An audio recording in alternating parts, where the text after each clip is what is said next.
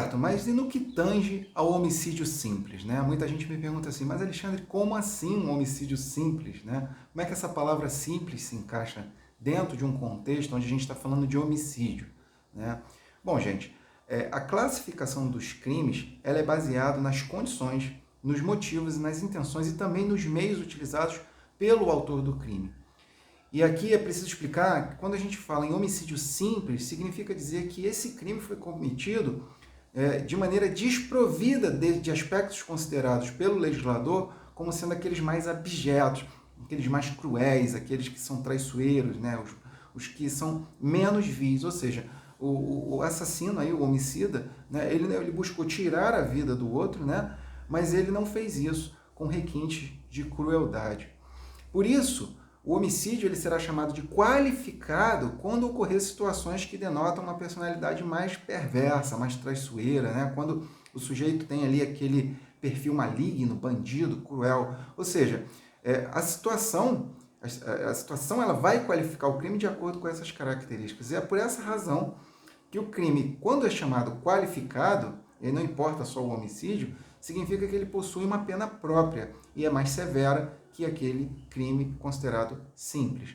Mas, principalmente para o pessoal que está estudando direito, é preciso tomar muito cuidado para não confundir, achando que um homicídio qualificado seria, em tese, um homicídio simples com agravante. Não é nada disso, isso é uma confusão terrível. O crime qualificado é, na verdade, um outro tipo penal. E, como eu disse, ele prevê uma pena específica para ele, uma pena mínima, uma pena máxima, especificamente para ele. E muita gente confunde, por conta dessa questão da qualificadora ou não, muita gente confunde agravante com qualificadora, com causa de aumento de pena.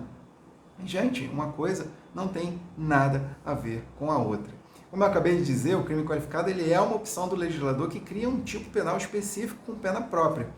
Já a agravante e as causas de aumento, elas têm a ver com um outro aspecto, elas têm a ver com um outro momento, elas têm a ver com a dosimetria da pena. Imagine uma pessoa, por exemplo, que cometeu um crime com uma pena mínima de 6 anos, né, e que esse mesmo crime tenha uma variação de até 20 anos de pena. Então ele tem de 6 a 20 anos de pena para aplicar. Então pensa comigo, quanto nesse intervalo, né, que vai de 6 a 20, né, o juiz deverá aplicar em desfavor do condenado? Serão 6? Serão 10? Serão 8 ou 20? Quanto, afinal, ele deve aplicar? Então, veja que o juiz ele não decide simplesmente isso, ele não faz isso só com feeling, com o horóscopo do dia, né? Para ele analisar a pena que será aplicada, a lei dá o caminho. E há uma técnica para que o magistrado possa realizar essa quantificação da punição, que é chamada justamente de dosimetria da pena. Então, essa é uma atividade que requer uma observância de vários aspectos legais.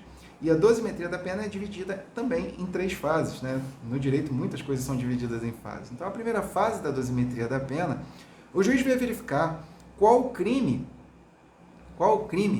né? Ou seja, qual é a pena mínima e qual é a pena máxima combinada ao tipo legal.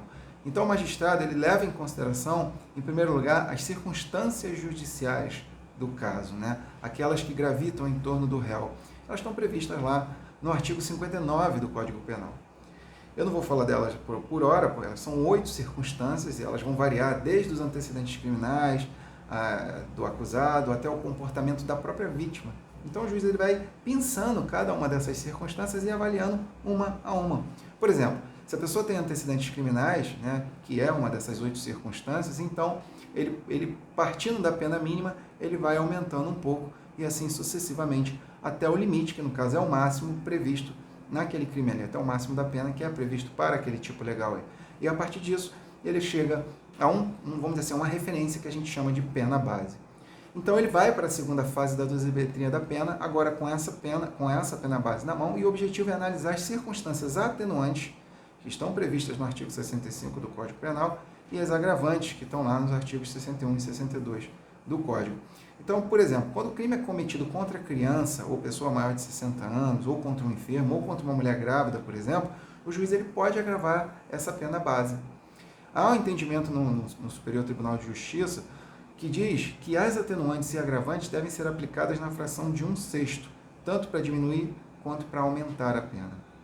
Então, por fim, A partir do momento que foi fixada a pena base na primeira fase e analisadas as circunstâncias atenuantes e agravantes na segunda, é chegada então à terceira fase, onde o juiz apura as causas especiais de diminuição ou de aumento da pena, né? E aí ele finaliza a dosimetria. Lembre-se que causas de aumento também são chamadas ali de majorantes, ou também as causas de diminuição, que são chamadas de minorantes, né? Elas nada mais são que frações previstas no próprio tipo penal. Assim, se o crime acontece, por exemplo, de uma tal maneira, aumenta-se, por exemplo, de 1/3 da pena, ou se ele acontece daquela outra maneira, diminui-se até a metade. Isso está previsto lá. Por isso, gente, qualificadora não tem nada a ver com agravante. Muita gente confunde, né? Muita gente acha que uma coisa não tem nada a ver. Então, para fechar a questão do homicídio simples, importa o que a gente precisa ter de importante aí, né, em vista, né? O que a gente destaca é que ele é um tipo de crime que não busca, em tese, aumentar o sofrimento da vítima, né? Ele somente restringe-se ali a tirar a vida daquela pessoa que infelizmente está sendo vitimizada, sem maiores caprichos sádicos, né? Sem maior covardia ou crueldade.